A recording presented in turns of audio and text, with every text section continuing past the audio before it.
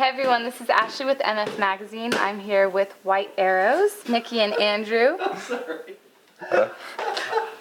You're good, man. Get in here. Giant new boots that he's just watching. They're really loud.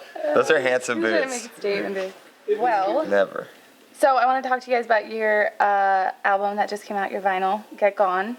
What does it mean to you to have that out now, and what do you hope for fans to take from it? Well, I think it means everything. We've never had a vinyl before. It's a big deal for music appreciators as well as musicians to have something so substantial.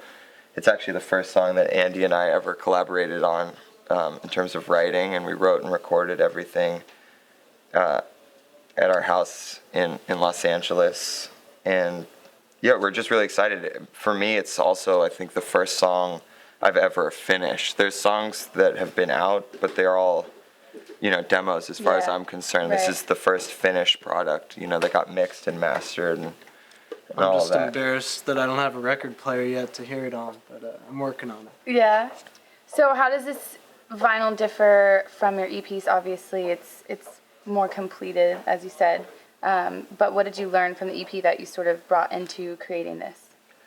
Well, I mean, with the EP, there was no preconceived notions. It was just kind of making songs. There wasn't even a band at that time. Yeah. And so I just put the songs online, and it was,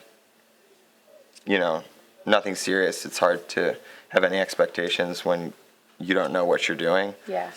But then when I came back to LA and formed the band, with my brothers and Andy and Steven, there was more of a direction. We were actually collaborating and making music together, and there was more of an idea of what we wanted to go for. So I don't know. It's nice. Andy's got the technical wherewithal to implement a lot of ideas that we have. So Right. What was the inspiration behind it when you guys all finally got together and started collaborating?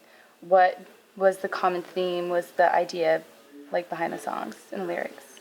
I think the themes differ from song to song, but maybe Jacques Cousteau influenced us a lot, and Carl Sagan. Yeah. So you were in New York studying Yes. ritualistic shamanism. That's correct. Yes. So how did that inspire your music? Did you incorporate anything that you learned into the songs? Yeah, I mean, it's just every little aspect of education has influenced in some way, our art form.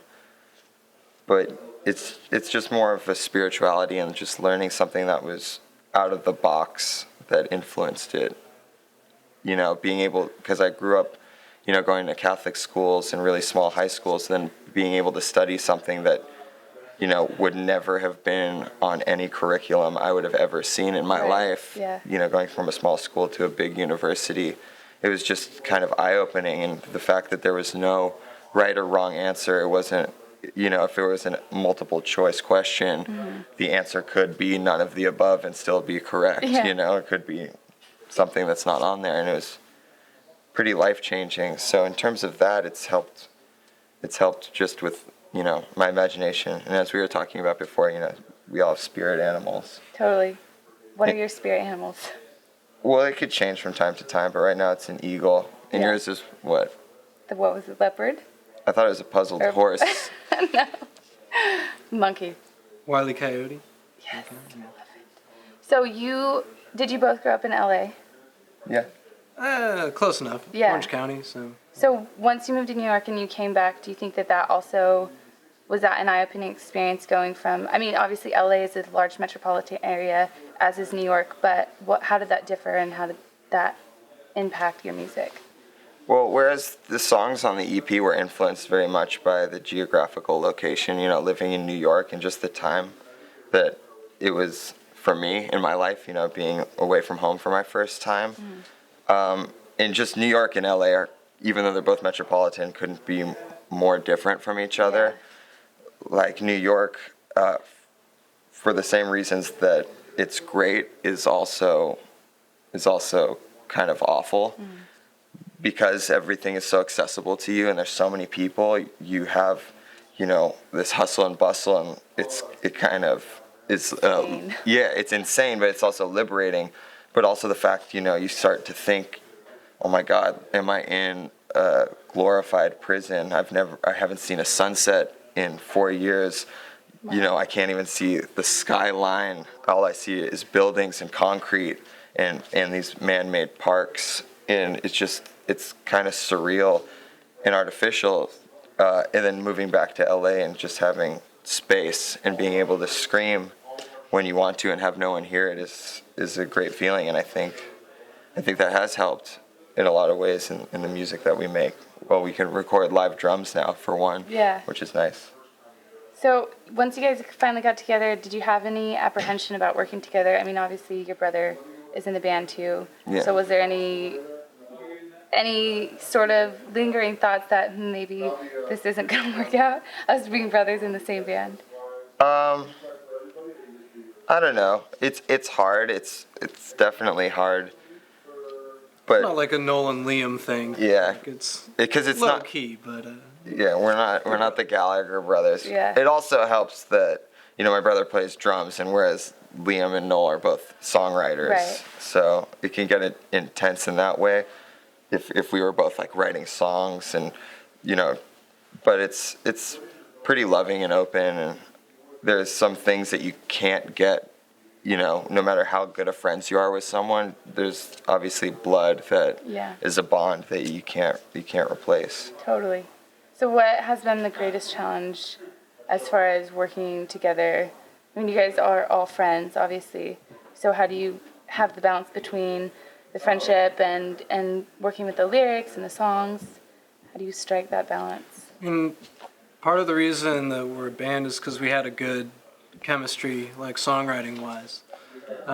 Like when I first started, Mickey handed me a song and went, kind of work on this and we'll see if it works out.